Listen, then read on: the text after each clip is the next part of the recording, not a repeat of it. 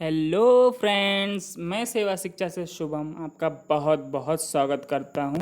दोस्तों, स्वागत है आपका हमारे इस यूट्यूब चैनल में। और दोस्तों, आज हम लोग पढ़ने जा रहे हैं भारतीय दंड संहिता आईपीसी इंडियन पेनल कोड के बारे में।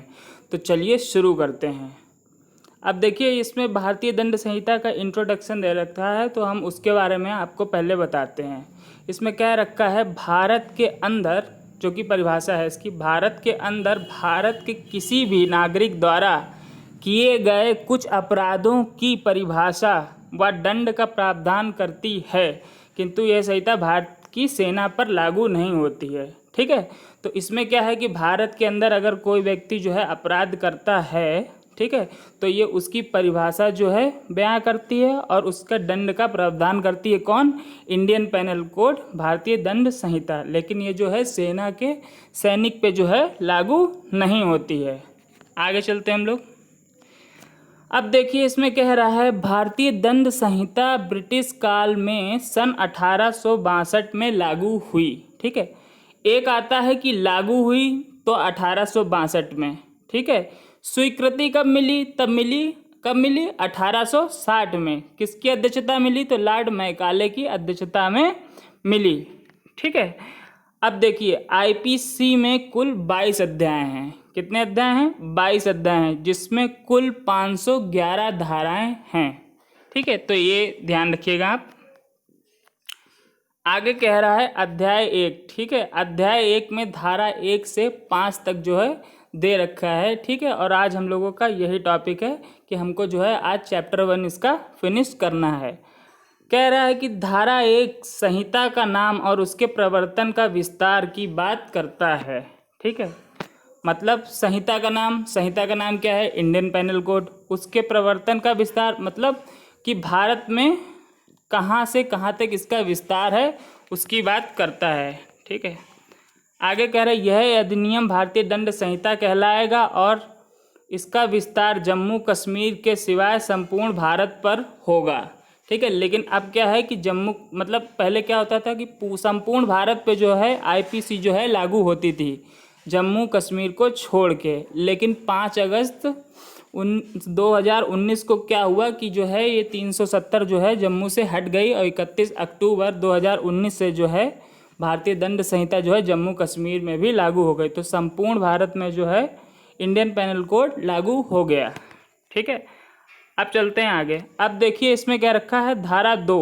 ठीक है, धारा 2 में क्या रखा है कि भारत के भीतर किए गए अपराधों का दंड, ठीक है, हर व्यक्ति इस संहिता के उपबंधों के प्रतिकूल हर कार्य या लोभ के लिए जिसका वह भारत के भीतर दोषी होगा, इसी संहिता के अधीन, ठीक है, दंडनीय होगा, अन्यथा नहीं। अब देखिए, ये तो रही किताबी भाषा। ठीक है, अब मैं आपको अपनी भाषा में समझाता हूँ। मान लीजिए कि भारत के अंदर कोई व्यक्ति है, ठीक है, वो काम कर रहा है, चाहे वो भारत का नागरिक हो या वो विदेशी नागरिक हो। मान लीजिए कोई विदेशी कंपनी है, अगर भारत में कोई मतलब घोटाला करती है या कोई अपराध करती है, तो वो भी आईपीसी के अंतर्गत अपराध माना जाएगा। और इसके अलावा जो है भारत की तटीय सीमा से, ठीक है, जो 12 नॉटिकल माइल तक जो है समुद्री विस्तार है, वो भी एरिया जो है भारत के ही क्षेत्र में आएगा। आप सोचेंगे नॉटिकल माइल क्या, मतलब एक नॉटिकल माइल में 1.8 किलोमीटर होता है। इसके अगर अकॉर्डिंग आप देख लें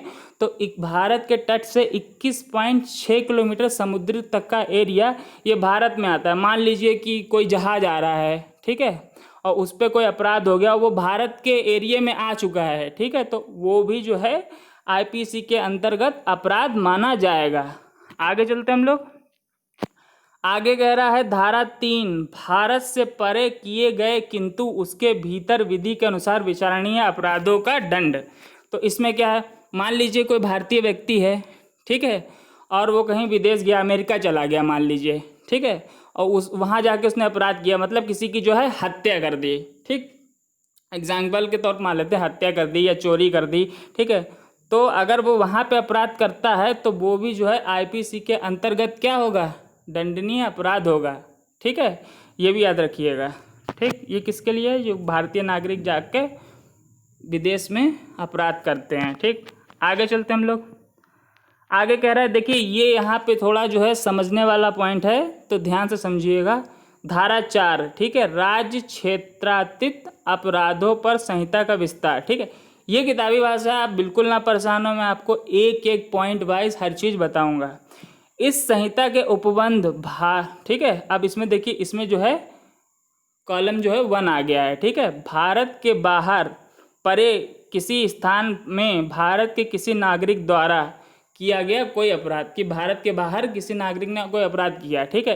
ठीक, इसका थोड़ा क्या अलग है इसमें ये अलग है। मान लीजिए कि भारत के बाहर किसी व्यक्ति ने जो है अपराध किया, ठीक है, लेकिन वो चीज़ उस देश में जो है अपराध नहीं मानी जाती है, ठीक है। उस चीज़ को विदेश में अपराध नहीं माना गया, ठीक है, लेकिन भारत में क्या किया, उसे अपराध माना गया। मान लीजिए कि किसी व्यक्ति ने भारत के बाहर जाके, ठीक है, किसी महिला से संबंध बनाया है, ठीक है, तो उसके अकॉर्डिंग देखा जाए, अगर उस देश में वो चीज़ लीगल है, ठीक है, अब तो हमारे देश में भी लीगल हो गई है, ठीक है, तो इसमें क्या होता है कि वहाँ जो है उस व्यक्ति को के द्वारा किया गया ये काम जो है अपराध नहीं माना जाएगा। लेकिन अगर वो भारत में आया और भारत में क्या है, अगर इसको अपराध माना जाता है तो आईपीसी के तहत इसको जो है दंड दिया जाएगा, ठीक है।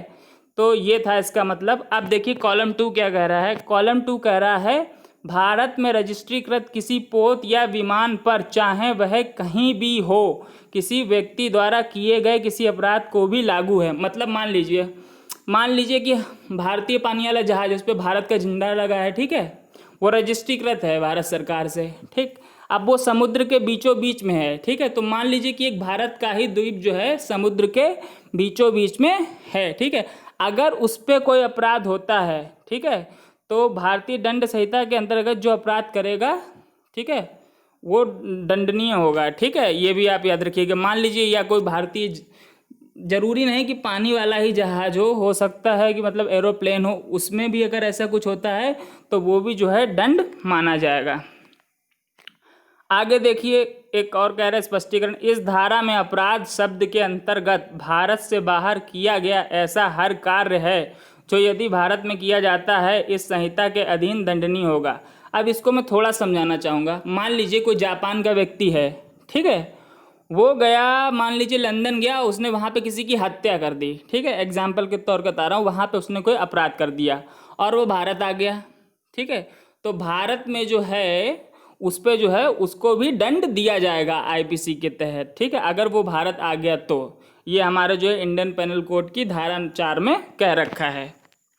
आगे देखिए, आगे का रखिए धारा 5, कुछ विधियों पर इस अधिनियम द्वारा प्रभाव ना डाला जाना, ठीक है। तो इसमें देख लीजिए क्या है, इस अधिनियम में कि कोई बात भारत सरकार की सेवा के ऑफिसरों, सैनिकों, नौसैनिकों या वायु सैनिकों द्वारा विद्रोह और अभित्यंजन को दंडित करने वाले किसी अधिनियम के उपबंधों या किसी विशेष या स्थानीय विधि के उपबंधों पर प्रभाव नहीं डालेगी। देखिए ये किताबी भाषा, ये नहीं समझ में आएगी। अब मैं समझाता हूँ कि इसमें बात क्या है। इसमें बात की गई है कि अगर मतलब कोई भी भारतीय, जैसे मान लीजिए नौसेना का जो है मतलब कमांडर है, ठीक है, ऐसे वायुसेना का जो है चीफ है, ठीक है, ऐसे थल सेना का है, ये हो गए, ठीक है। अगर मतलब ये कोई ऐसा मतलब इनसे अपराध होता है तो उसमें छूट दी जा सकती है या उसको क्या है माफ़ किया जा सकता है। इसके अलावा जो है अन्य देश के जो मतलब और हैं, मतलब विदेश के जो राष्ट्र के जो अध्यक्ष हैं, उनको अगर वो भी भारत में आते हैं, अगर ऐसा कुछ होता है तो वो भी जो है दंड नहीं माना जाएगा। इसके अलावा आप मान लीजिए, देख लीजिए राष्ट्रपति है, राष्ट्रपति पे तो धारा नहीं लग सकती, तो राष्ट्रपति भी आ जाएगा इसके अंतर्गत कहीं ना कहीं, राज्यपाल भी इसके अंतर्गत आ जाए कहीं ना कहीं। तो ये जो है हमारा आज जो है पूरा जो है चैप्टर जो है ये 1 जो है आज हमारा कंप्लीट हो गया है। होपफुली आपको काफ़ी अच्छा लगा होगा। अच्छा, कुछ लोगों को कन्फ्यूजन होता है कि भैया ये आईपीसी तो है और ये सीआरपीसी क्या है, मतलब लोगों को कन्फ्यूजन है। तो देखिए कन्फ्यूजन कुछ नहीं है, कन्फ्यूजन ये है कि आईपीसी जो है, ठीक है, वो इंडियन पेनल कोड है, जिसमें अभी बताया गया है कि इसमें जो है परिभाषा दी गई है, ठीक है, जो भी मतलब अपराध हुआ है, ठीक है, और अपराध की सज़ा के बारे में बताया गया है। मतलब मान लीजिए किसी व्यक्ति ने जो है हत्या की, तो आईपीसी ने बता दिया हत्या क्या है, अपराध है, ठीक है। और सीआरपीसी में क्या होता है, उस हत्या के लिए जो मतलब उसे क्या दिए, दंड दिया जाए, कितने वर्ष का जैसे दंड दिया गया, क्या प्रोसीजर है पूरा, ठीक है, किस तरीके से दंड दिया जाएगा, वो आता है सीआरपीसी के तहत, ठीक है।